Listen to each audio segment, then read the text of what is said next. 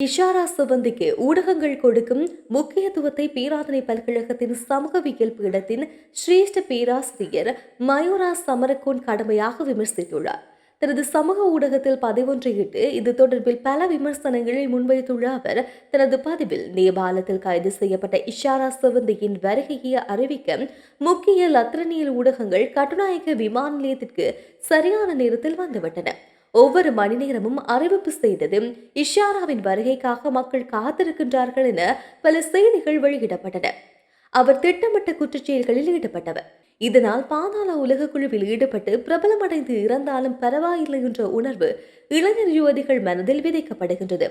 Police அதிகாரிகள் அவரிடம் கதைத்த காணொளிகளில் மரியாதையாக தங்கி என உரையாடியுள்ளனர். ஆனால் ஸ்பாவில் வேலை செய்த ஒரு பெண் கைது செய்யப்பட்டால் உரையாடும் பாணி கீழ்த்தரமாக இருக்கின்றது. நாசாவில் வேலை செய்யும் இலங்கையர் வந்தபோது அவரின் வீட்டு நாய்க்கு கூட தெரியாது.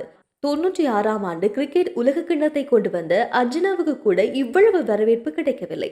நாளைக்கு இஷாரா ஒரு சோப் அல்லது கிரீம் விளம்பரத்தில் நடிக்கக்கூடும் என விமர்சித்துள்ளார்.